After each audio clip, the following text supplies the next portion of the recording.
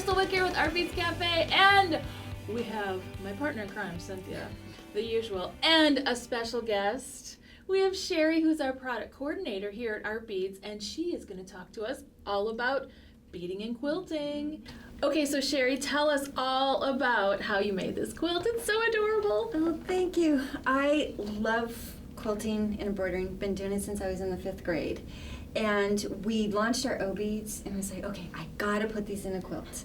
I need to make this for my granddaughter. Great idea. So I did the O-beads in 11-aught seed beads. Love it. It was just perfect. Aww. I replaced French knots. So instead of the French knots, you used the O-beads and the seed beads. And now, did you start with the pattern? I did. The pattern looks like this. Okay, and this is great. So, and this is what you get at the regular craft stores. Yes, it comes with a completed picture of this, so and it tells you what to do. Because when people are looking at this right off the bat, they're like, "Oh my gosh, how did she figure that out?" But you do the pattern, and then you're good to go, right? Yes, yes. And I always tweak the pattern. Of course. I always tweak the pattern. You got to make it your own. Mm-hmm. Mm-hmm. You really do. One thing I found out when I was doing this is I used Fireline O-beads and, like I said, 11-aught seed beads. And I did this one with the Fireline just through the thin material. Okay. And I did single strand and I went through twice. But as you can see, they're coming off. Oh, no, that's interesting. Yeah, good tip, you guys. Pay attention to that sort of thing. Right. So if you look at this one, I double stranded the Fireline. And I went through the batting and the material just once. And as you can tell, they don't come off. So you would do this, the O-beads and the seed beads, you would do that finishing touch at the end? Yes. Okay. You would do that right before you put your back on. Great. Good tip. This is so sweet. Now, you must have picked somebody's favorite colors, because this looks like, look at right here is your little granddaughter. Yes. So this is her name and her date of birth, and how sweet is that? Oh my gosh. So how did you figure out how to do all of this embroidery? I learned from my grandmother. Sweet. Yeah, she taught me. We sat down, and then my mom, and it was just something I really loved. I get inspiration from looking at something and then tweaking it to the person. And I taught my daughter. And my granddaughters don't know how to do it yet, so I'm hoping this inspires them. Well, look at what these cute little bears and everything. I'm sure it will, because look at pretty. And the colors that you picked and everything. Are so her sweet favorites. colors. They're all. She's very bright, and so I love thought, it. and blue. Of course, you can tell blue. Oh, I love it. And now, so if you want to take it a step further, because that's what I always have to think about. I can't help it. You could also add flatbacks, hotfix, couldn't you? If it was a blingy girl.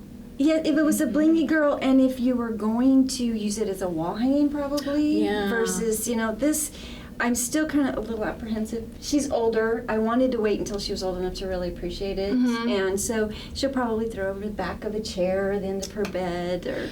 But you could do flatbacks and probably do a wall hanging. And you would suggest hand washing something like this if you've beaded and embroidered. Right? Absolutely, absolutely. Oh. And that's another good thing is you want to, if you see there's some real faint dots here, that's some of the pattern I decided not to do. Oh. And that washes out with water, just water. Very so nice. You can just take a wet rag and just go over the design and make all of that go away.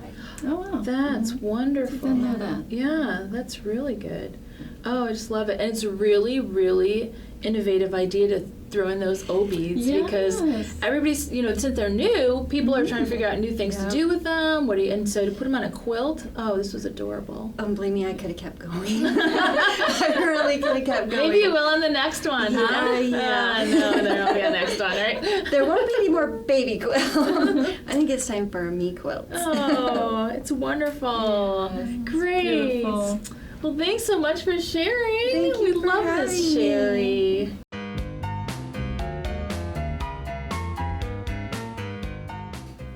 Cynthia, it's time for Kristal Wick's Picks, and we have one of our favorite topics, knitting. Yes. Knitting and beading put together, and we are in heaven. What can I say, right? So, Oh, that's true. isn't it? Oh gosh, this was so much fun, wasn't it? It was. Because we have a lot of knitting friends and beading friends, or knitting friends that we want to make something for as a Christmas present or a birthday present. And so, show us what you got. Mm-hmm.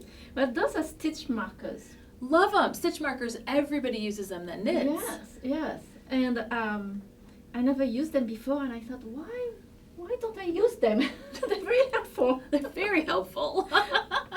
So then I thought, hey, let's try with beads and make some with beads.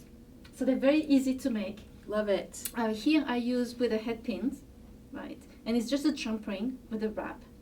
So you can use with the head pins or you can use with a jewelry wire. Nice. So when you do with the jewelry wire, you can put them on a bigger needle. So you can look at the size of your needles and then adjust. So you do a jewelry wire, a cream tube before the bead, and then a cream tube after the bead. And that's it. That's like it. It's so easy. Well, and stitch markers, for people who don't know what they're for, they mark the stitches, so they count. So sometimes people count in 10s or 20s, or if they're doing a really big knitting project, they do 100. So you put a stitch marker at each increment. For example, what you did here. Like here, yes, I have to change between those two. I have to change my stitches.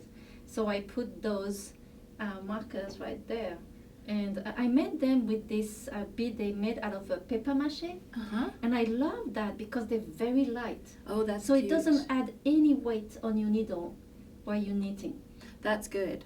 Oh, that was really good. Yeah, especially if you're doing circular needles where they have 300 and 400 stitches, it can get heavy just with the weight of the yarn. Exactly. Then you're adding jewelry to your knitting. And so this makes it so you don't have to count every single time how many stitches you change your needle. Yes. Oh, I love it. Those are adorable. And then also if you want to, you don't know your rows also and you have to count your rows, you can add those like that as a stitch marker, and I use numbers. Oh, isn't that smart? So 1, 2, 3, and then you can go as long as many rows. That's a great idea. So our little number cubes. Yes. So like that you know which row you are at. Oh, gosh. And if you want to be a little fancier, of course you can always use a Swarovski bead. Perfect. And then you can make a pair of earrings out of them if you afterwards. You can make them to match something you're knitting. Yes, exactly. I know it's a little over the top, but that's how we roll, right? Oh, I love that. So, and then you can use charm also. Here I did a little Celtic one. Sweet. With a green jump ring, and here a really pretty heart with a flower. Aww. So very easy to make, just jump ring, head pins, or a jewelry wire, and that's it. Oh, that's excellent. What a great idea. Great gifts. I think those are really, really good gifts. You can customize them, of course, to who you're giving to. I came up with some scissor fobs. Because, of course, knitters and quilters and sewers are always trimming, cutting, and so they always have these little scissors. Well, when they get together and they do groups, they get mixed up. Yes. People lose their scissors. And so scissor fobs, the word fob comes from a Victorian term where they had watch fobs. And watch fobs, actually the fob meant the chain that connected the watch to the loop on their pants for their pocket watches in the Victorian days. So that's what a fob, I know people are like, what's a fob? Yes. It's like, well, that's what it really means. So anything, an adornment is what a fob is. And so you do a little adornment on your scissors so that nobody can take them and you don't lose them. And again, these are great gifts. I put them on lobster claws. These little lobster clasps here, because you can take them on and then put them off. You know, take them on, clip them on, clip them off if you don't want. But also, I used a little wire lace here, and then more of a sea theme for somebody who would like seashore. And they work on everybody's scissors, no matter what, as long as that they can fit over the handle of the scissors. And again, these are so cute and customizable for your favorite knitter, crocheter, quilter. Again, really some really good gifts. I love how you use the wireless and the O beads. I love those O beads. They're so much fun to use, and so I thought, well, I'll tie in some O beads with wire lace and of course crystals because we can't help it. But love the seashore theme, as you can see. But sky's the limit. This is a great way to use up your orphan beads. So you don't have enough for a project, you just put them into one of these things. Yeah. So there you have it, all of our knitty, quilty, fiber friends. This is what we love to do. Love sharing it with you guys, so thanks for joining us on Artbeads Cafe. And don't forget to sign up for our newsletter and our YouTube channel so we can let you know when we have new segments coming out. And as always, happy beading!